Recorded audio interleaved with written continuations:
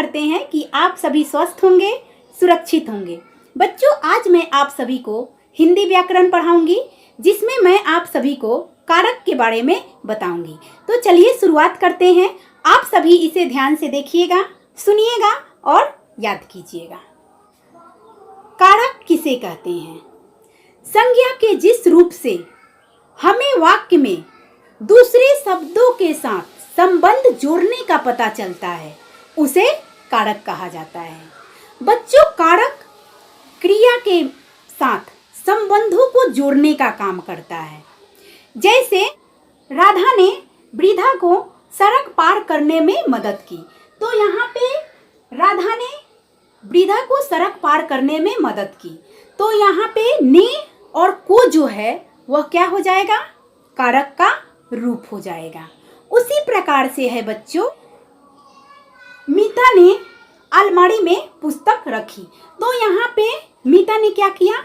अलमारी में पुस्तक रखने का काम किया। तो यहाँ पे क्या किया जा रहा है? क्रिया को एक दूसरे के साथ जोड़ने का काम किया जा रहा है। तो बच्चों, यहाँ पे मीता ने अलमारी में पुस्तक रखी, तो यहाँ पे में और ने जो हुआ वह क्या हो गया? कारक हो गया। कारक के 8 भेद होते हैं। कारक 8 प्रकार के होते हैं।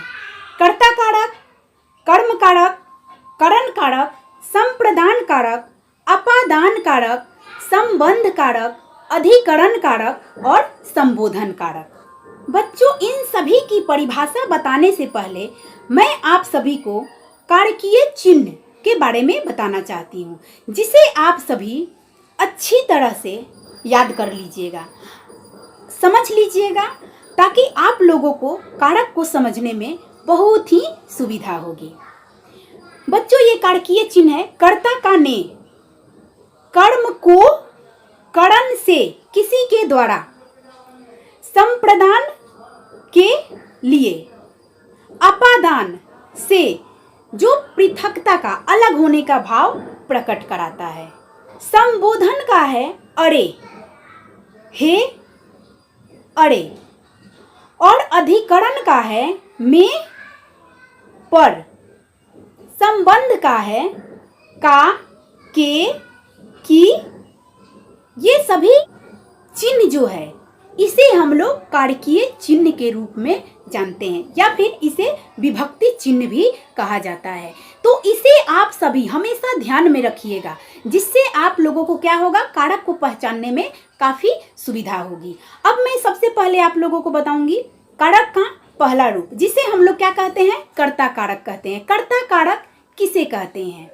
क्रिया को जो करता है उसे कर्ता कारक कहते हैं। जैसे सुमेश पुस्तक पढ़ रहा है, तो यहाँ पे सुमेश क्या कर रहा है?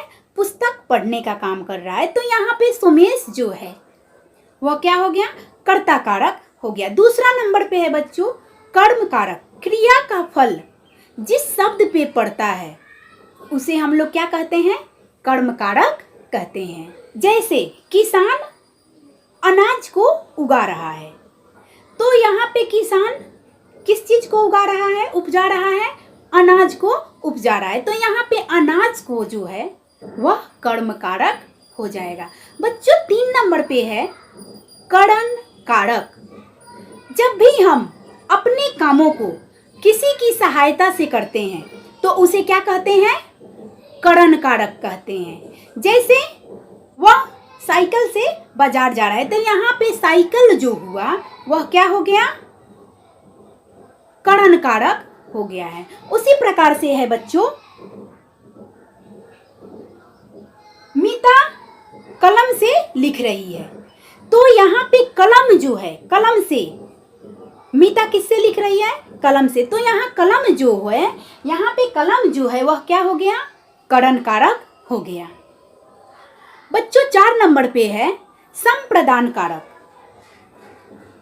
संप्रदान कारक में देन लेन की क्रिया होती है, यानी कर्ता जिसके लिए कुछ करता है या फिर उसे देता है, तो वह क्या कहलाता है? संप्रदान कारक कहलाता है। जैसे यहाँ पे देखिए उदाहरण में है, माँ ने गरीब भिखारी को कंबल दान दिया। तो यहाँ पे माँ ने क्या किया, गरीब को कंबल दान दिया। तो यहाँ पे क्रिया जो है वो कौन सी हो रही है, देन लेन की हो रही है। तो जिस क्रिया से हमें यह पता चले कि वहाँ पे देन लेन की क्रिया हो रही है, उसे हम लोग क्या समझेंगे, उसे क्या कहेंगे, संप्रदान कारक कहेंगे। 5 नंबर में है अपादान कारक। अपादान कारक पृथकता का बोध कराती है, दो चीजों को अलग होने का भाव प्रकट करती है। तो जो संज्ञा के जिस रूप से हमें दो चीजों को अलग करने का बोध पता चलता है, उसे हम लोग क्या कहते हैं, अपादान कारक कहते हैं। जैसे पेड़ से पत्ते गिर रहे हैं, तो पेड़ से पत्ते जो है वो क्या हो गए, अलग हो गए। तो यहाँ पे अलग होने का बोध होता है। अपादान कारक में क्या होता है, पृथकता का बोध होता है, किसी भी चीज का अलग होने का बोध प्रकट होता है। बच्चों 6 नंबर में है संबंध कारक। क्रिया के जिस रूप से हमें एक दूसरे के संबंध का पता चलता है, उसे क्या कहते हैं, संबंध कारक कहते हैं। जैसे राम और श्याम दोनों मित्र हैं, तो यहाँ पे राम और श्याम दोनों क्या है, एक दूसरे के मित्र है। तो यहाँ पे मित्रता का भाव जो है, संबंध जो है वह प्रकट हो रहा है। यह नेहा की साइकिल है। यहाँ पे देखिए, जैसे है यहाँ पे, यह नेहा की साइकिल है। तो यहाँ पे साइकिल का संबंध जो है वो किससे जोड़ा गया है, नेहा से जोड़ा गया है। तो यहाँ पे कौन सा कारक हुआ, संबंध कारक हुआ। तो संबंध कारक में क्या होता है, एक दूसरे के संबंधों के बारे में पता चलता है। बच्चों 7 नंबर पे है अधिकरण कारक। संज्ञा के जिस रूप से क्रिया के होने का, स्थान का, समय का बोध होता है, उसे हम लोग क्या कहते हैं, अधिकरण कारक कहते हैं।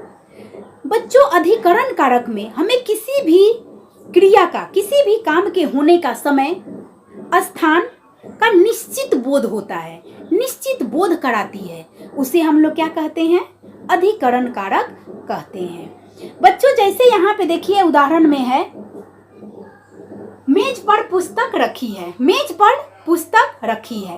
तो यहाँ पे हमें क्या चीज का बोध हो रहा है, स्थान का बोध हो रहा है। पुस्तक कहाँ पे रखी हुई है, मेज पर रखी हुई है। बच्चों अंतिम है 8 नंबर पे है संबोधन कारक। संज्ञा के जिस रूप से किसी को बुलाया या पुकारा जाए, प्रार्थना किया जाए, उसे हम लोग संबोधन कारक कहते हैं। जैसे अरे बेटा तुम्हें ज्यादा चोट तो नहीं आई, यहाँ पे अरे बेटा जो है वह क्या हो गया, संबोधन कारक हो गए। यहाँ पे हम क्या दिखा रहे हैं, किसी को चोट लगी है और वहाँ पे हम अपनी हमदर्दी को दिखा रहे हैं। तो ये सभी चीज जो है, किसी को बुलाया जाए, प्रार्थना किया जाए, किसी को हमदर्दी दिखाया जाए, सांत्वना दिया जाए, ये सभी चीजें किस कारक में आती है, संबोधन कारक में आती है।